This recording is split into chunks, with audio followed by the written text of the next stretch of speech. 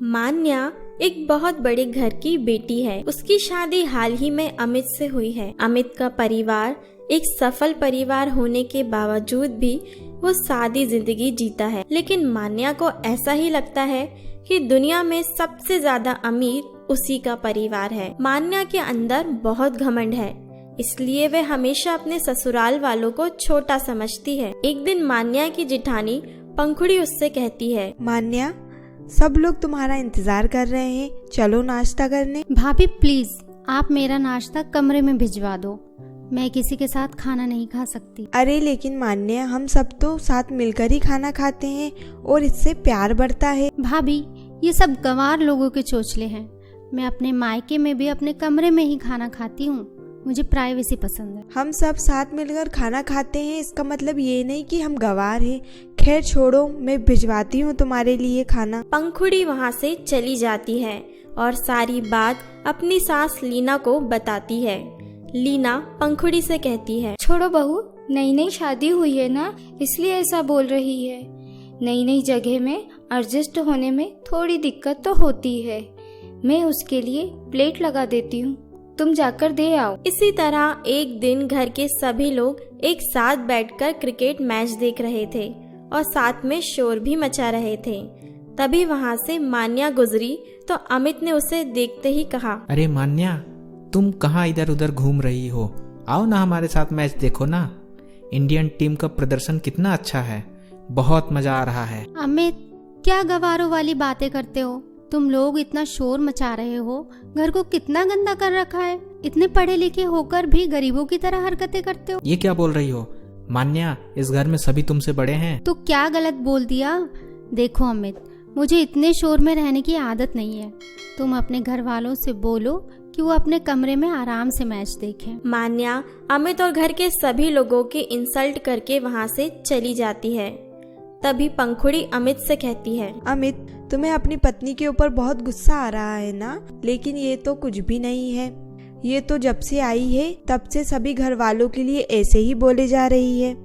पहले तो माँ और मुझे लगा कि शायद ये एडजस्ट नहीं कर पा रही है, लेकिन इसका व्यवहार तो दिन पर दिन और बुरा होता जा रहा है। भाभी, आपने ये बात पहले को नहीं बताई मुझे माँ जी ने बताने के लिए मना किया था। माँ, आपने भाभी को क्यों मना किया?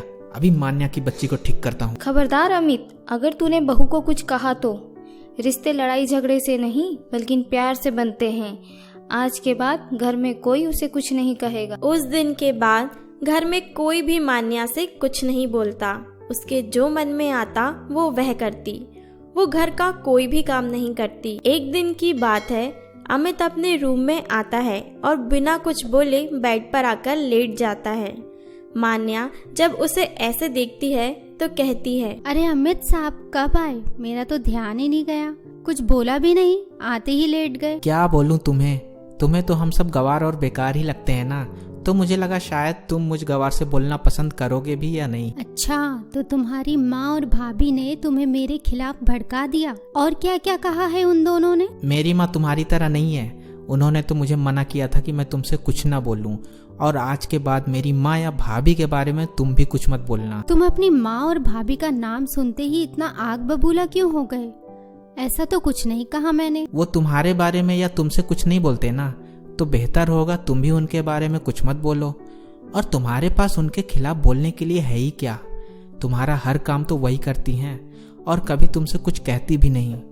जब से तुम शादी होकर इस घर में आई हो, तुमने घर के किसी भी काम में हाथ बटाया है क्या?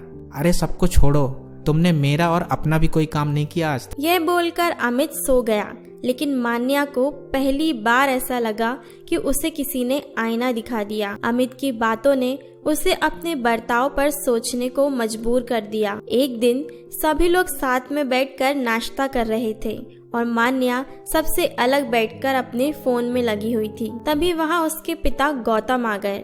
गौतम लीना के सामने हाथ जोड़ते हुए कहने लगे, नमस्ते समधन जी, कैसे हो आप? मान्या ने पहली बार किसी के सामने अपने पिता को इतना झुकते हुए देखा था। उसे ये देखकर हैरानी हुई और वह सोच में पड़ गई। मेरे पापा के आगे पीछे लोगों की भीड़ लगी रहती है और वो यहाँ मेरी सास के सामने इतनी विनम्रता से झुककर नमस्ते कर रहे हैं। बात कुछ समझ में नहीं आ रही। मान्या ये सब सोच ही रही थी कि तभी उसकी सास ने उसे आवाज देते हुए कहा, मान्य बहू, तुम्हारे पिताजी आए हैं, आकर मिल लो, जब तक मैं उनके लिए चाय नाश्ता बना देती हूँ। मान्या अपने पिता की बातें सुन रही थी। उसके पिता उसके पति और सास से कहते हैं, समधन जी, इस बार मुझे बिजनेस में बहुत नुकसान हुआ है, इसलिए मुझे आपकी छोटी सी हेल्प चाहिए थी। अमित ने जैसे ही ये बात सुनी वैसे ही उसने अलमारी में से 10 लाख रुपए निकाल कर अपने ससुर के हाथ में रख दिए। यह लीजिए पापा जी, पूरे 10 लाख रुपए हैं। इन पैसों से आप दोबारा से अपना बिजनेस स्टार्ट कर सकते हैं। आप बिल्कुल भी चिंता मत कीजिए, मैं आपके साथ हूँ और आपके बिजनेस में भी हाथ बटाऊंगा। बेटा, तुमने बिना पूरी बात सुने मुझे 10 लाख रुपए दे दिए, लेकिन बेटा ये बहुत ज्यादा है, मुझे इतने रुपए नहीं चाहिए। भाई साहब रख लो, बिजनेस के काम तो ऐसे ही होते हैं ना, क्या पता आगे चल के कब जरूरत पड़ जाए। और इसके अलावा किसी भी चीज की जरूरत हो तो बता देना, हम सब आपके अपने ही तो हैं।